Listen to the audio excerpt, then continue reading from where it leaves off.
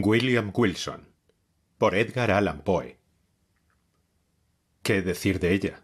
¿Qué decir de la torva conciencia de ese espectro en mi camino? Chamberlain, Farrónida. Permitidme que, por el momento, me llame a mí mismo William Wilson. Esta blanca página no debe ser manchada con mi verdadero nombre. Demasiado ha sido ya objeto del escarnio, del horror, del odio de mi estirpe. Los vientos, indignados, ¿no han esparcido en las regiones más lejanas del globo su incomparable infamia? Oh proscrito, oh tú, el más abandonado de los proscritos. ¿No estás muerto para la tierra? ¿No estás muerto para sus honras, sus flores, sus doradas ambiciones? Entre tus esperanzas y el cielo, ¿no aparece suspendida para siempre una densa, lúgubre, ilimitada nube? No quisiera, aunque me fuese posible, registrar hoy la crónica de estos últimos años de inexpresable desdicha e imperdonable crimen. Esa época, estos años recientes, ha llegado bruscamente al colmo de la depravación, pero ahora solo me interesa señalar el origen de esta última. Por lo regular, los hombres van cayendo gradualmente en la bajeza. En mi caso, la virtud se desprendió bruscamente de mí como si fuera un manto. De una perversidad relativamente trivial, pasé con pasos de gigante a enormidades más grandes que las de un heliogábalo. Permitidme que os relate la ocasión, el acontecimiento que hizo posible esto. La muerte se acerca, y la sombra que la precede proyecta un influjo calmante sobre mi espíritu. Mientras atravieso el oscuro valle, anhelo la simpatía, casi iba a escribir la piedad, de mis semejantes. Me gustaría que creyeran que, en cierta medida, fui esclavo de circunstancias que excedían el dominio humano. Me gustaría que buscaran a favor mío, en los detalles que voy a dar, un pequeño oasis de fatalidad en ese desierto del error. Me gustaría que reconocieran, ¿cómo no han de dejar de hacerlo?, que si alguna vez existieron tentaciones parecidas, jamás un hombre tentado así y jamás cayó así. ¿Será por eso que nunca ha sufrido de esta forma? Verdaderamente, ¿no habré vivido en un sueño? ¿No muero víctima del horror y el misterio de la más extraña de las visiones sublunares? Desciendo de una raza cuyo temperamento imaginativo y fácilmente excitable la destacó en todo tiempo. Desde la más tierna infancia di pruebas de haber heredado plenamente el carácter de la familia. A medida que avanzaba en años, esa modalidad se desarrolló aún más, llegando a ser por muchas razones causa de grave ansiedad para mis amigos y de perjuicios para mí. Crecí gobernándome por mi cuenta, entregado a los caprichos más extravagantes y víctima de las pasiones más incontrolables. Débiles, asaltados por defectos constitucionales análogos a los míos. Poco pudieron hacer mis padres para contener las malas tendencias que me distinguían. Algunos menguados esfuerzos de su parte, mal dirigidos, terminaron en rotundos fracasos y, naturalmente, fueron triunfos para mí. Desde entonces mi voz fue ley en nuestra casa. A una edad en la que pocos niños han abandonado los andadores, quedé dueño de mi voluntad y me convertí de hecho en el amo de todas mis acciones. Mis primeros recuerdos de la vida escolar se remontan a una vasta casa isabelina llena de recovecos, en un neblinoso pueblo de Inglaterra, donde se alzaban innumerables árboles gigantescos y nudosos, y donde todas las casas eran antiquísimas. Aquel venerable pueblo era como un lugar de ensueño, propio para la paz del espíritu. Ahora mismo, en mi fantasía, siento la refrescante atmósfera de sus avenidas en sombra, aspiro la fragancia de sus 1000 arbustos, y me estremezco nuevamente, con indefinible delicia, al oír la profunda y hueca voz de la campana de la iglesia, quebrando hora tras hora con su hosco y repentino tañido el silencio de la fusca atmósfera, en la que el calado campanario gótico se sumía y reposaba. Demorarme en los menudos recuerdos de la escuela y sus episodios me proporciona quizá el mayor placer que me es dado alcanzar en estos días. Anegado como estoy por la desgracia, ¡ay, demasiado real!, se me perdonará que busque alivio, aunque sea tan leve como efímero, en la complacencia de unos pocos detalles divagantes. Triviales y hasta ridículos, esos detalles asumen en mi imaginación una relativa importancia, pues se vinculan a un periodo y a un lugar en los cuales reconozco la presencia de los primeros ambiguos avisos del destino, que más tarde habría de envolverme en sus sombras. Dejadme, entonces, recordar. Como he dicho, la casa era antigua y de trazado irregular. Alzábase en un vasto terreno, y un elevado y sólido muro de ladrillos, coronado por una capa de mortero y vidrios rotos, circundaba la propiedad. Esta muralla, semejante a la de una prisión, constituía el límite de nuestro dominio. Más allá de él, nuestras miradas solo pasaban 3 veces por semana. La primera, los sábados por la tarde, cuando se nos permitía realizar breves paseos en grupo, acompañados por 2 preceptores, a través de los campos vecinos. Las otras 2 los domingos, cuando concurríamos en la misma forma a los oficios matinales y vespertinos de la única iglesia del pueblo. El director de la escuela era también el pastor. Con qué asombro y perplejidad lo contemplaba yo desde nuestros alejados bancos, cuando ascendía al púlpito con lento y solemne paso. Este hombre reverente, de rostro sereno y benigno, de vestiduras satinadas que ondulaban clericalmente, de peluca cuidadosamente empolvada, tan rígida y enorme, ¿podía ser el mismo que, poco antes, agrio el rostro, manchadas de rapé las ropas, administraba férula en mano las draconianas leyes de la escuela? ¡Oh, inmensa paradoja! Demasiado monstruosa para tener solución. En un ángulo de la espesa pared rechinaba una puerta aún más espesa. Estaba remachada y asegurada con pasadores de hierro y coronada de picas de hierro. ¡Qué sensaciones de profundo temor inspiraba!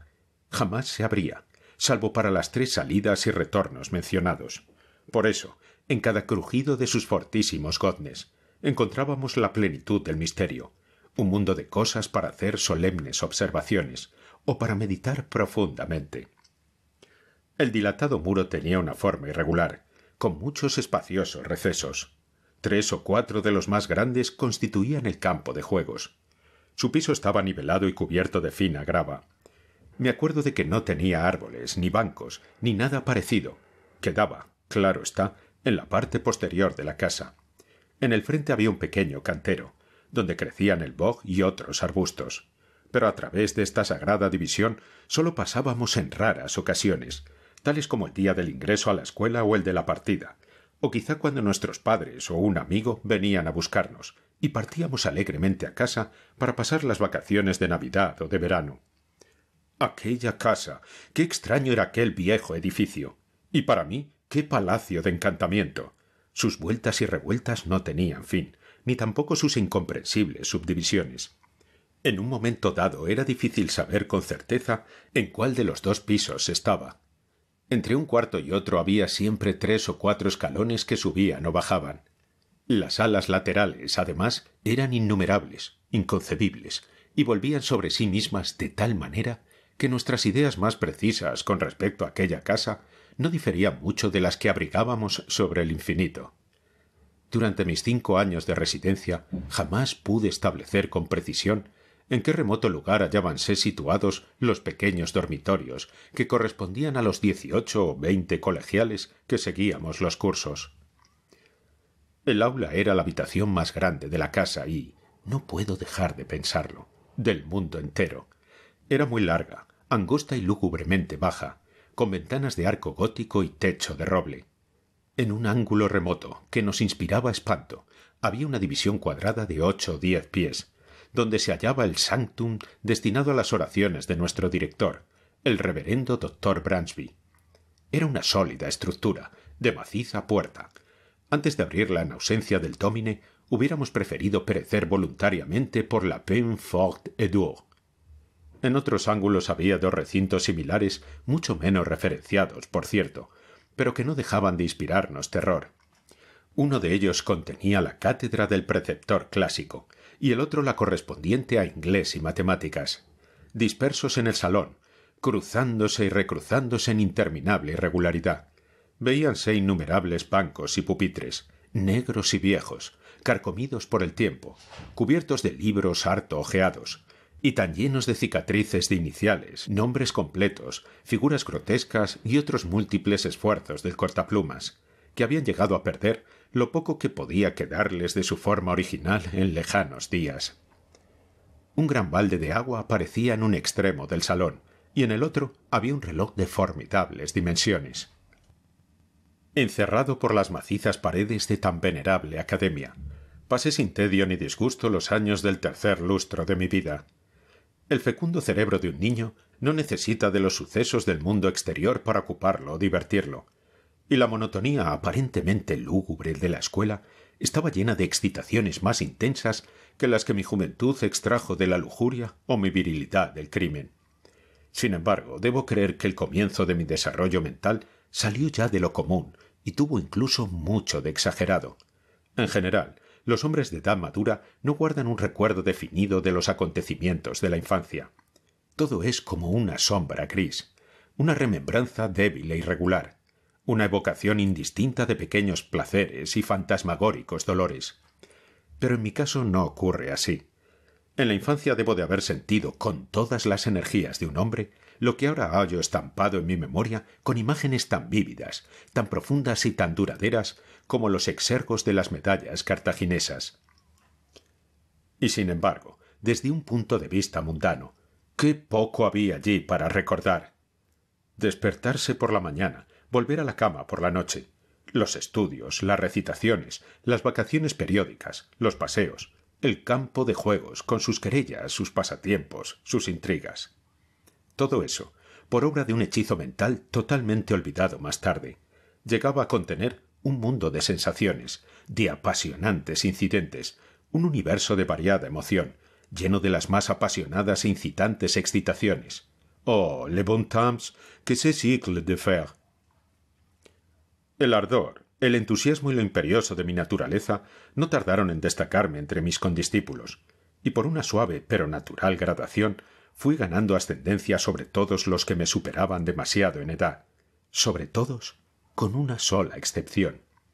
Se trataba de un alumno que, sin ser pariente mío, tenía mi mismo nombre y apellido, circunstancia poco notable, ya que, a pesar de mi ascendencia noble, mi apellido era uno de esos que, desde tiempos inmemoriales, parecen ser propiedad común de la multitud.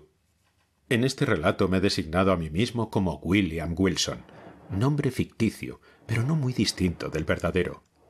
Solo mi tocayo, entre los que formaban, según la fraseología escolar, nuestro grupo, osaba competir conmigo en los estudios, en los deportes y querellas del recreo, rehusando creer ciegamente mis afirmaciones y someterse a mi voluntad. En una palabra, pretendía oponerse a mi arbitrario dominio en todos los sentidos. Y si existe en la tierra un supremo e ilimitado despotismo, ese es el que ejerce un muchacho extraordinario sobre los espíritus de sus compañeros menos dotados. La rebelión de Wilson constituía para mí una fuente de continuo embarazo. Máxime cuando, a pesar de las bravatas que lanzaba en público acerca de él y de sus pretensiones, sentía que en el fondo le tenía miedo, y no podía dejar de pensar en la igualdad que tan fácil mantenía con respecto a mí, y que era prueba de su verdadera superioridad, ya que no ser superado me costaba una lucha perpetua. Empero, esta superioridad, incluso esta igualdad, sólo yo la reconocía. Nuestros camaradas, por una inexplicable ceguera, no parecían sospecharla siquiera. La verdad es que su competencia, su oposición y, sobre todo, su impertinente y obstinada interferencia en mis propósitos eran tan hirientes como poco visibles. Wilson parecía tan exento de la ambición que espolea como de la apasionada energía que me permitía brillar. Si hubiera dicho que en su rivalidad había sólo el caprichoso deseo de contradecirme, asombrarme y mortificarme, aunque a veces yo no dejaba de observar, con una mezcla de asombro, humillación y resentimiento, que mi rival mezclaba en sus ofensas, sus insultos o sus oposiciones, cierta inapropiada e intempestiva afectuosidad. Sólo alcanzaba a explicarme semejante conducta como el producto de una consumada suficiencia, que adoptaba el tono vulgar del patronazgo y la protección. Quizá fuera este último rasgo en la conducta de Wilson, conjuntamente con la identidad de nuestros nombres y la mera coincidencia de haber ingresado en la escuela el mismo día, lo que dio origen a la convicción de que éramos hermanos, cosa que creían todos los alumnos de las clases superiores. Estos últimos no suelen informarse en detalle de las cuestiones concernientes a los alumnos menores. Ya he dicho, o debí decir, que Wilson no estaba emparentado ni en el grado más remoto con mi familia. Pero la verdad es que, de haber sido hermanos, hubiésemos sido gemelos, ya que después de salir de la academia del doctor Bransby, supe por casualidad que mi tocayo había nacido el 19 de enero de 1813, y la coincidencia es bien notable, pues se trata precisamente del día de mi nacimiento.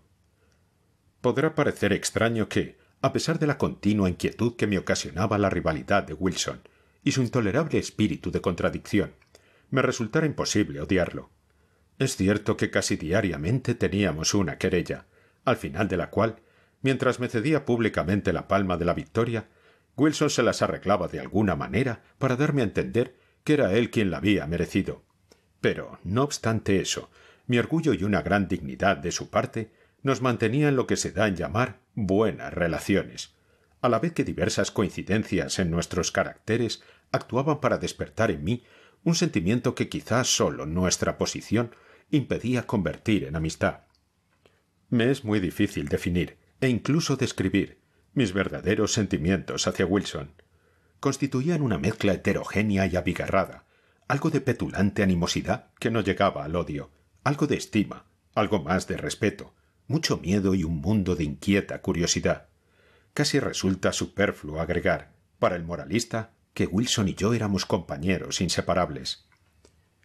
No hay duda que lo anómalo de esta relación encaminaba todos mis ataques, que eran muchos, francos o encubiertos, por las vías de la burla o de la broma pesada, que lastiman bajo la apariencia de una diversión, en vez de convertirlos en franca y abierta hostilidad. Pero mis esfuerzos en ese sentido no siempre resultaban fructuosos, por más hábilmente que maquinara mis planes, ya que mi tocayo tenía en su carácter mucho de esa modesta y tranquila austeridad que, mientras goza de lo afilado de sus propias bromas, no ofrece ningún talón de Aquiles y rechaza toda tentativa de que alguien ría a costa suya. Sólo pude encontrarle un punto vulnerable que, proveniente de una peculiaridad de su persona y originado acaso en una enfermedad constitucional, hubiera sido relegado por cualquier otro antagonista menos exasperado que yo. Mi rival tenía un defecto en los órganos vocales, que le impedía alzar la voz más allá de un susurro apenas perceptible, y yo no dejaba de aprovechar las míseras ventajas que aquel defecto me acordaba. Las represalias de Wilson eran muy variadas, pero una de las formas de su malicia me perturbaba más allá de lo normal. Jamás podré saber cómo su sagacidad llegó a descubrir que una cosa tan insignificante me ofendía. El hecho es que, una vez descubierta, no dejó de insistir en ella. Siempre había yo experimentado aversión hacia mi poco elegante apellido y mi nombre tan común, que era casi plebeyo. Aquellos nombres eran veneno en mi oído, y cuando, el día de mi llegada, un segundo William Wilson ingresó en la academia, lo detesté por llevar ese nombre, y me sentí doblemente disgustado por el hecho de ostentarle un desconocido que sería causa de una constante repetición, que estaría todo el tiempo en mi presencia y cuyas actividades en la vida ordinaria de la escuela serían con frecuencia confundidas con las mías, por culpa de aquella odiosa coincidencia. Este sentimiento de ultraje así engendrado se fue acentuando con cada circunstancia que revelaba una semejanza, moral o física, entre mi rival y yo. En aquel tiempo no había descubierto el curioso hecho de que éramos de la misma edad, pero comprobé que teníamos la misma estatura, y que incluso nos parecíamos mucho en las facciones y el aspecto físico. También me amargaba que los alumnos de los cursos superiores estuvieran convencidos de que existía un parentesco entre ambos. En una palabra, nada podía perturbarme más, aunque lo disimulaba cuidadosamente, que cualquier alusión a una semejanza intelectual, personal o familiar, entre Wilson y yo. Por cierto, nada me permitía suponer, salvo en lo referente a un parentesco, que estas similaridades fueran comentadas o tan solo observadas por nuestros condiscípulos, que él las observaba en todos sus aspectos, y con tanta claridad como yo, me resultaba evidente, pero sólo a su extraordinaria penetración cabía atribuir el descubrimiento de que esas circunstancias le brindaran un campo tan vasto de ataque. Su réplica, que consistía en perfeccionar una imitación de mi persona, se cumplía tanto en palabras como en acciones, y Wilson desempeñaba admirablemente su papel. Copiar mi modo de vestir no le era difícil. Mis actitudes y mi modo de moverme pasaron a ser suyos sin esfuerzo, y a pesar de su defecto constitucional, ni siquiera mi voz escapó a su imitación. Nunca trataba, claro está, de imitar mis acentos más fuertes, pero la tonalidad general de mi voz se repetía exactamente en la suya, y su extraño susurro llegó a convertirse en el eco mismo de la mía. No me aventuraré a describir hasta qué punto este minucioso retrato, pues no cabía considerarlo una caricatura, llegó a exasperarme. Me quedaba el consuelo de ser el único que reparaba en esa imitación, y no tener que soportar más que las sonrisas de complicidad y de misterioso sarcasmo de mi tocayo. Satisfecho de haber provocado en mí el penoso efecto que buscaba, parecía divertirse en secreto del aguijón que me había clavado, desdeñando sistemáticamente el aplauso general que sus astutas maniobras hubieran obtenido fácilmente. Durante muchos meses constituyó un enigma indescifrable para mí el que mis compañeros no advirtieran sus intenciones, comprobaran su cumplimiento y participaran de su mofa. Quizá la gradación de su copia no la hizo tan perceptible, o quizá debía mi seguridad a la maestría de aquel copista que, desdeñando lo literal, que es todo lo que los pobres de entendimiento ven en una pintura, sólo ofrecía el espíritu del original para que yo pudiera contemplarlo y atormentarme. He aludido más de una vez al desagradable aire protector que asumía Wilson conmigo, y de sus frecuentes interferencias en los caminos de mi voluntad. Esta interferencia solía adoptar la desagradable forma de un consejo, antes insinuado que ofrecido abiertamente. Yo lo recibía con una repugnancia que los años fueron acentuando, y, sin embargo, en este día ya tan lejano de aquellos, séame dado declarar con toda justicia que no recuerdo ocasión alguna en que las sugestiones de mi rival me incitaran a los errores tan frecuentes en esa edad inexperta y madura. Por lo menos su sentido moral, si no su talento y su sensatez, era mucho más agudo que el mío, y yo habría llegado a ser un hombre mejor y más feliz si hubiera rechazado con menos frecuencia aquellos consejos encerrados en susurros, y que en aquel entonces odiaba y despreciaba amargamente. Así las cosas, acabé por impacientarme al máximo frente a esa desagradable vigilancia, y lo que consideraba intolerable arrogancia de su parte me fue ofendiendo más y más. He dicho ya que en los primeros años de nuestra vinculación de condiscípulos mis sentimientos hacia Wilson podrían haber derivado fácilmente a la amistad, pero en los últimos meses de mi residencia en la academia, si bien la impertinencia de su comportamiento había disminuido mucho, mis sentimientos se inclinaron, en proporción análoga, al más profundo odio. En cierta ocasión creo que Wilson lo advirtió, y desde entonces me evitó o fingió evitarme. En esa misma época, si recuerdo bien, tuvimos un violento altercado, durante el cual Wilson perdió la calma en mayor medida que otras veces, actuando y hablando con una franqueza bastante insólita en su carácter. Descubrí en ese momento, o me pareció descubrir, en su acento, en su aire y en su apariencia general, algo que empezó por sorprenderme, para llegar a interesarme luego profundamente, ya que traía a mi recuerdo borrosas visiones de la primera infancia, vehementes, confusos y tumultuosos recuerdos de un tiempo en el que la memoria aún no había nacido. Sólo puedo describir la sensación que me oprimía, diciendo que me costó rechazar la certidumbre de que había estado vinculado con aquel ser en una época muy lejana, en un momento de un pasado infinitamente remoto.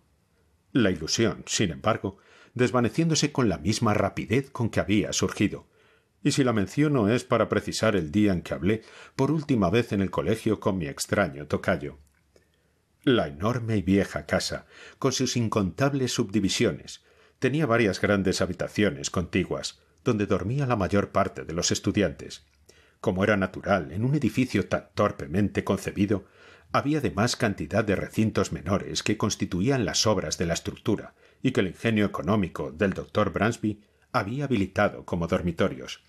Aunque dado su tamaño, sólo podían contener a un ocupante. Wilson poseía uno de esos pequeños cuartos. Una noche, hacia el final de mi 5º año de estudios en la escuela, e inmediatamente después del altercado a que he aludido, me levanté cuando todos se hubieron dormido y, tomando una lámpara, me aventuré por infinitos pasadizos angostos en dirección al dormitorio de mi rival. Durante largo tiempo había estado planeando una de esas perversas bromas pesadas con las cuales fracasara hasta entonces. Me sentía dispuesto a llevarla de inmediato a la práctica, para que mi rival pudiera darse cuenta de toda mi malicia. Cuando llegué a su dormitorio, Dejé la lámpara en el suelo, cubriéndola con una pantalla, y entré silenciosamente. Luego de avanzar unos pasos, oí su sereno respirar. Seguro de que estaba durmiendo, volví a tomar la lámpara y me aproximé al lecho. Estaba éste rodeado de espesas cortinas, que en cumplimiento de mi plan aparté lenta y silenciosamente, hasta que los brillantes rayos cayeron sobre el durmiente, mientras mis ojos se fijaban en el mismo instante en su rostro. Lo miré y sentí que mi cuerpo se helaba, que un embotamiento me envolvía. Palpitaba mi corazón, temblábanme las rodillas, mientras mi espíritu se sentía preso de un horror sin sentido pero intolerable. Jadeando, bajé la lámpara hasta aproximarla aún más a aquella cara. ¿Eran esos, los rasgos de William Wilson? Bien veía que eran los suyos, pero me estremecía como víctima de la calentura al imaginar que no lo eran.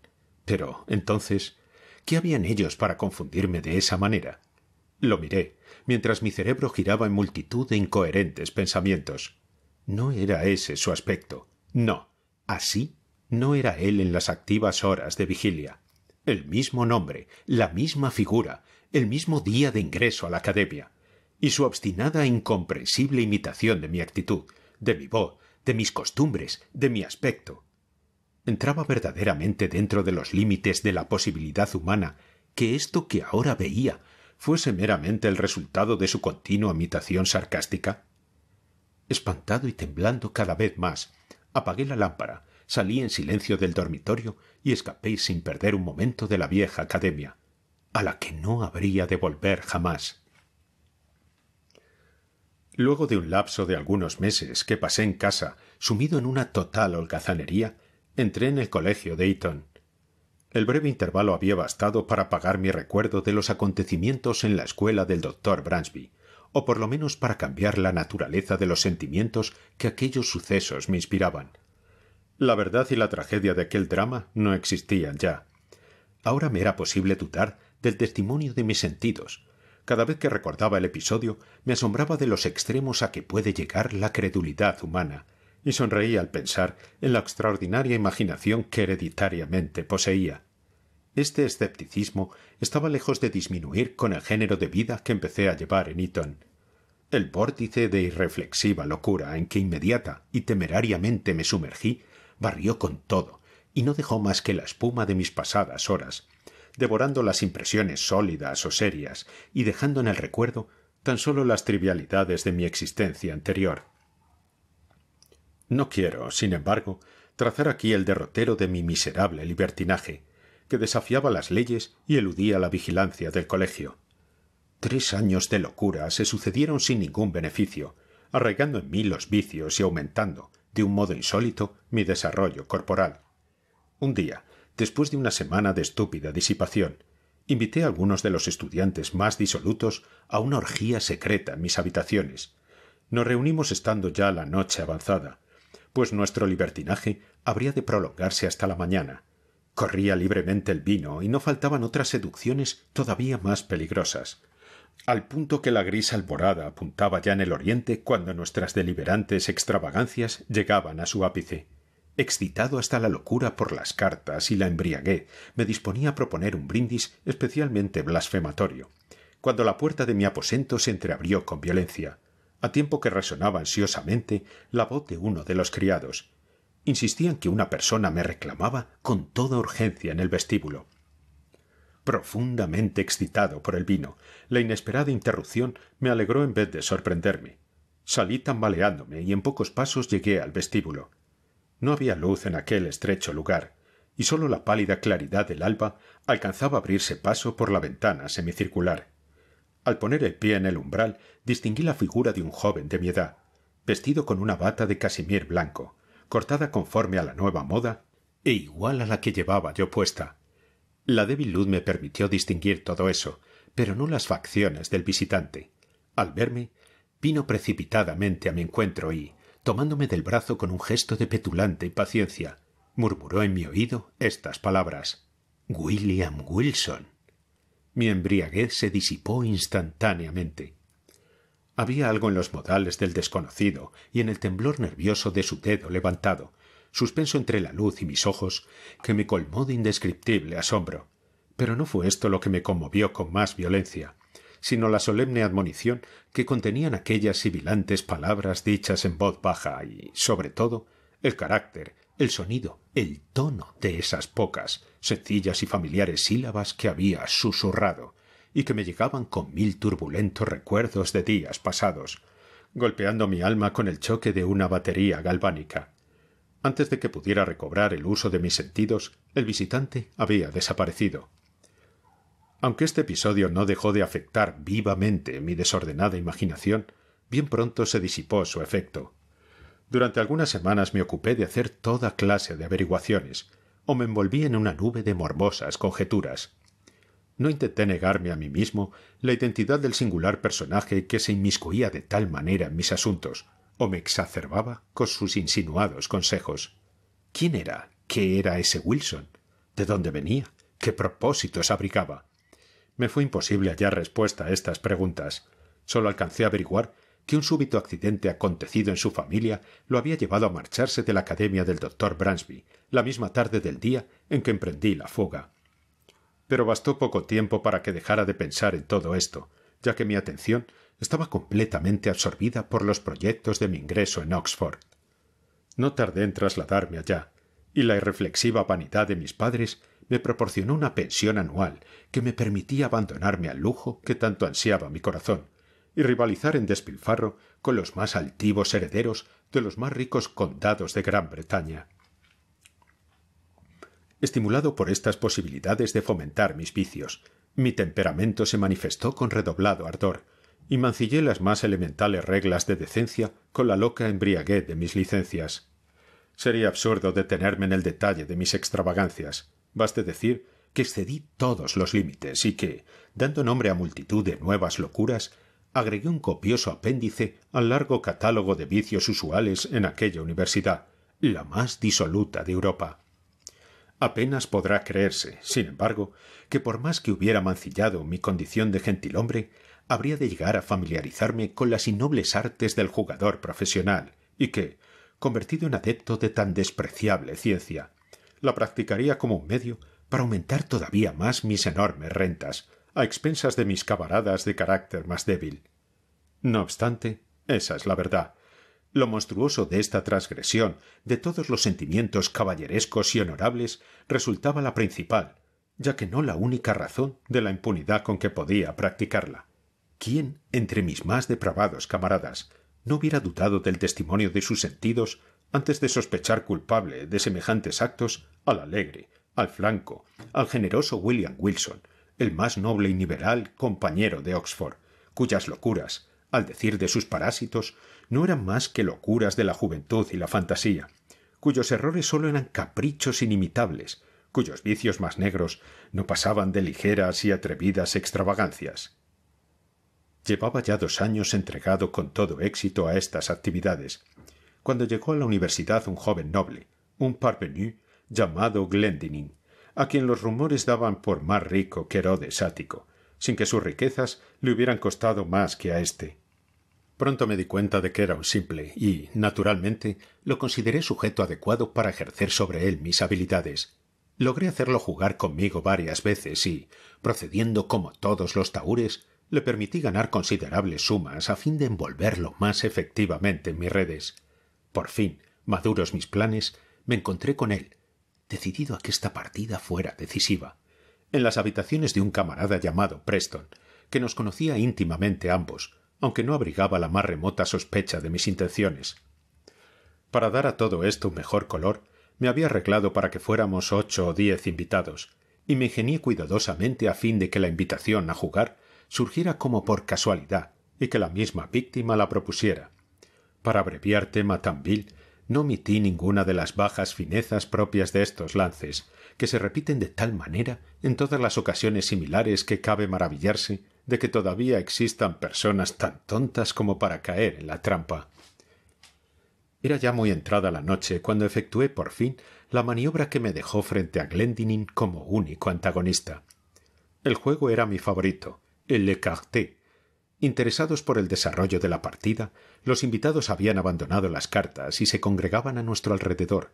El parvenu, a quien había inducido con anterioridad a beber abundantemente, cortaba las cartas, Barajaba o jugaba con una nerviosidad que su embriaguez sólo podía explicar en parte.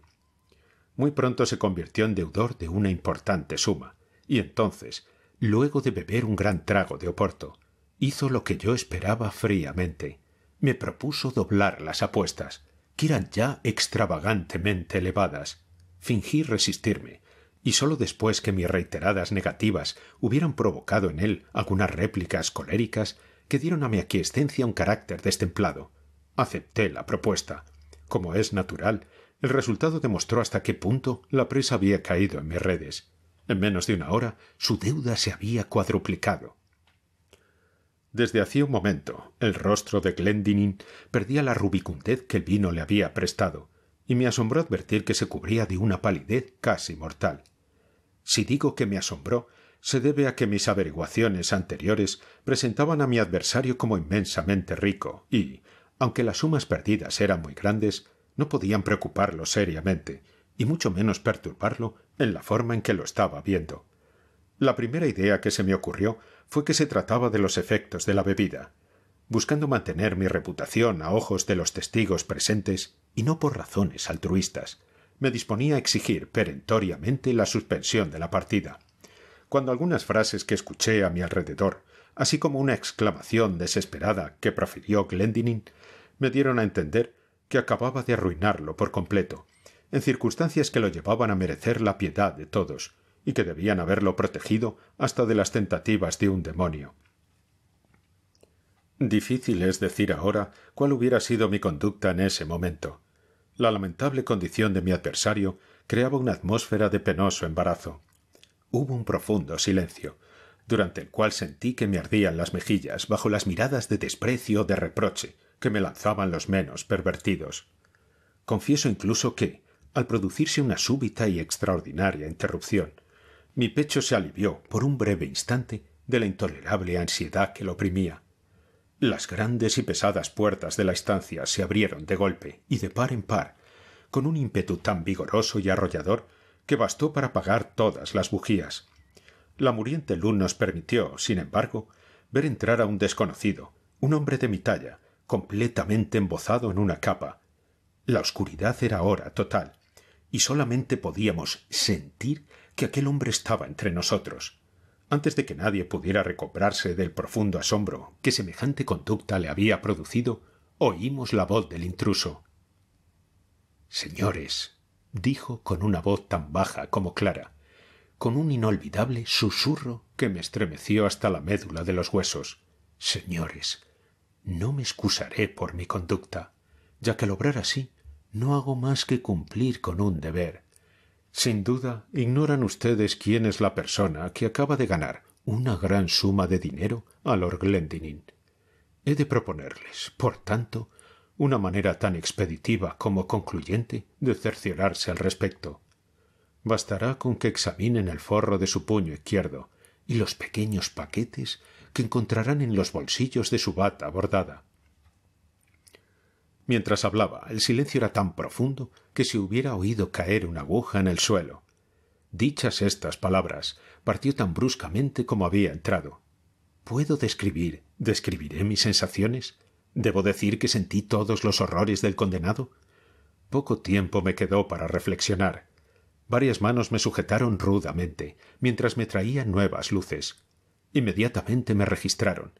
En el forro de mi manga encontraron todas las figuras esenciales en el écarté y, en los bolsillos de mi bata, varios mazos de barajas idénticos a los que empleábamos en nuestras partidas, salvo que las mías eran lo que técnicamente se denomina arrondés.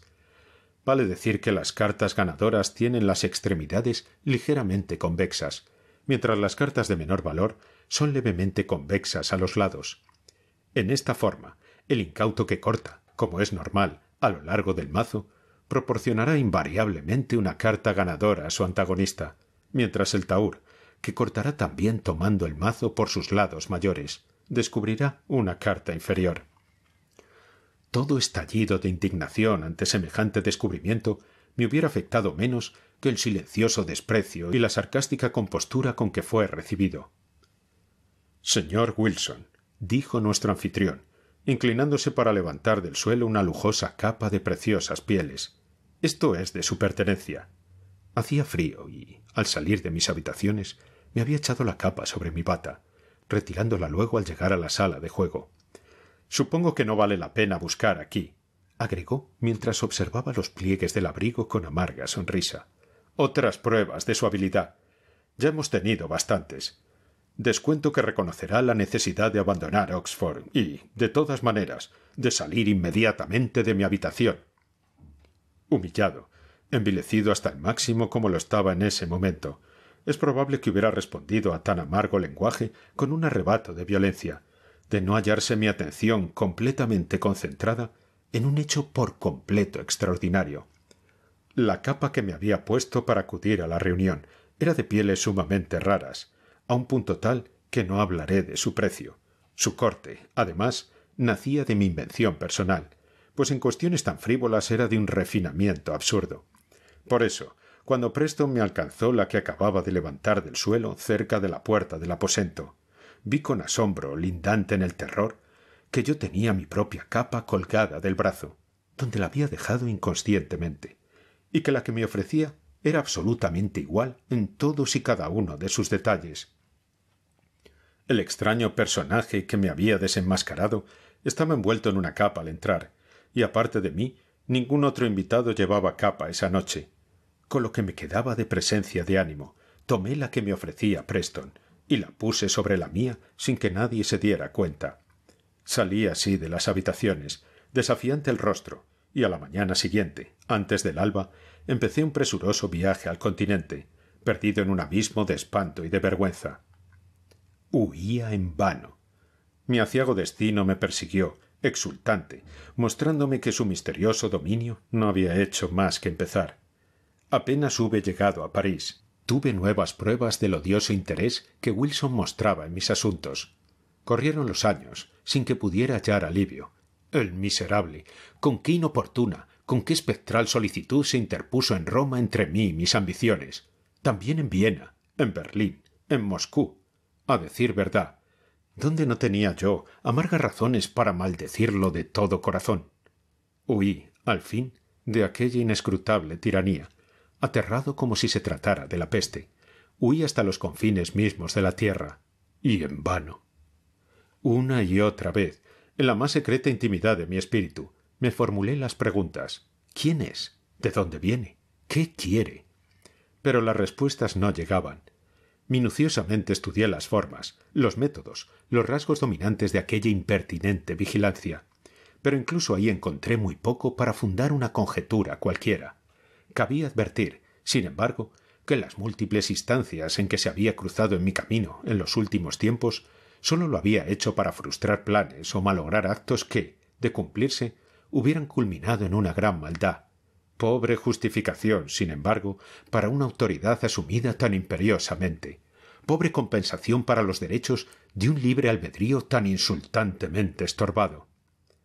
Me había visto obligado a notar asimismo que, en ese largo periodo, durante el cual continuó con su capricho de mostrarse vestido exactamente como yo, lográndolo con milagrosa habilidad, mi atormentador consiguió que no pudiera ver jamás su rostro, las muchas veces que se interpuso en el camino de mi voluntad. Cualquiera que fuese Wilson, esto, por lo menos, era el colmo de la afectación y la insensatez. ¿Cómo podía haber supuesto por un instante que en mi amonestador de Eton, en el desenmascarador de Oxford, en aquel que malogró mi ambición en Roma, mi venganza en París, mi apasionado amor en Nápoles, o lo que falsamente llamaba mi avaricia en Egipto, que en él, mi archienemigo y genio maligno, dejaría yo de reconocer al William Wilson de mis días escolares, al tocayo, al compañero, al rival, al odiado y temido rival de la escuela del doctor Bransby? ¡Imposible! Pero apresurémonos a llegar a la última escena del drama. Hasta aquel momento yo me había sometido por completo a su imperiosa dominación. El sentimiento de reverencia con que habitualmente contemplaba el elevado carácter, el majestuoso saber y la ubicuidad y omnipotencia aparentes de Wilson, sumado al terror que ciertos rasgos de su naturaleza y su arrogancia me inspiraban, habían llegado a convencerme de mi total debilidad y desamparo, sugiriéndome una implícita, aunque amargamente resistida sumisión a su arbitraria voluntad. pero en los últimos tiempos acabé entregándome por completo a la bebida, y su terrible influencia sobre mi temperamento hereditario me hizo impacientarme más y más frente a aquella vigilancia. Empecé a murmurar, a vacilar, a resistir. Y era sólo la imaginación la que me inducía a creer que a medida que mi firmeza aumentaba, la de mi atormentador sufría una disminución proporcional.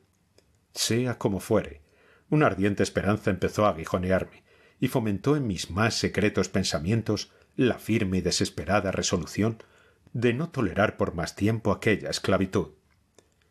Era en Roma, durante el carnaval del 18, en un baile de máscaras que ofrecía en su palazzo el duque napolitano di Broglio. Me había dejado arrastrar más que de costumbre por los excesos de la bebida, y la sofocante atmósfera de los atestados salones me irritaba sobremanera. Luchaba además por abrirme paso entre los invitados, cada vez más malhumorado, pues deseaba ansiosamente encontrar, no diré por qué indigna razón, a la alegre y bellísima esposa del anciano y caduco di Broglio. Con una confianza por completo desprovista de escrúpulos, me había hecho saber ella cuál sería su disfraz de aquella noche y, al percibirla a la distancia, me esforzaba por llegar a su lado. Pero en ese momento sentí que una mano se posaba ligeramente en mi hombro, y otra vez escuché al oído aquel profundo, inolvidable, maldito susurro. Arrebatado por un incontenible frenesí de rabia, me volví violentamente hacia el que acababa de interrumpirme y lo aferré por el cuello. Tal como lo había imaginado, su disfraz era exactamente igual al mío, capa española de terciopelo azul y cinturón rojo, del cual pendía una espada. Una máscara de seda negra ocultaba por completo su rostro. ¡Miserable! Grité con voz enronquecida por la rabia, mientras cada sílaba que pronunciaba parecía atizar mi furia. ¡Miserable impostor! ¡Maldito villano! No me perseguirás, no me perseguirás hasta la muerte. Sígueme o te atravieso de lado a lado aquí mismo. Y me lancé fuera de la sala de baile, en dirección a una pequeña antecámara contigua, arrastrándolo conmigo. Cuando estuvimos allí, lo rechacé con violencia.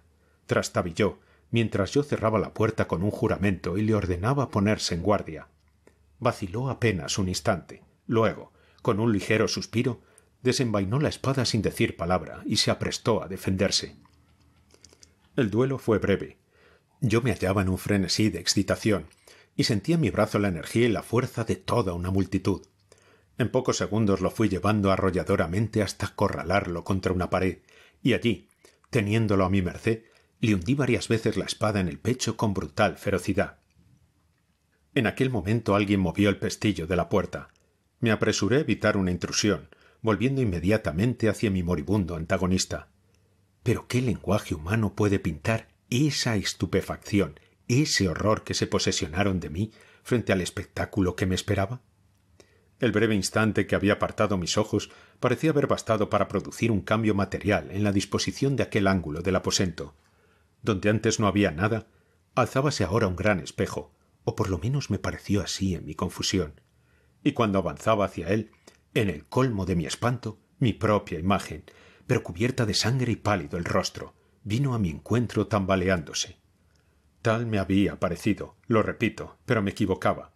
Era mi antagonista, era Wilson, quien se erguía ante mí agonizante. Su máscara y su capa yacían en el suelo, donde las había arrojado. No había una sola hebra en sus ropas, ni una línea en las definidas y singulares facciones de su rostro que no fueran las mías, que no coincidieran en la más absoluta identidad. Era Wilson, pero yo no hablaba con un susurro, y hubiera podido creer que era yo mismo el que hablaba cuando dijo: «Has vencido y me entrego, pero también tú estás muerto desde ahora, muerto para el mundo, para el cielo y para la esperanza. En mí existías, y al matarme, ve en esta imagen, que es la tuya, cómo te has asesinado a ti mismo».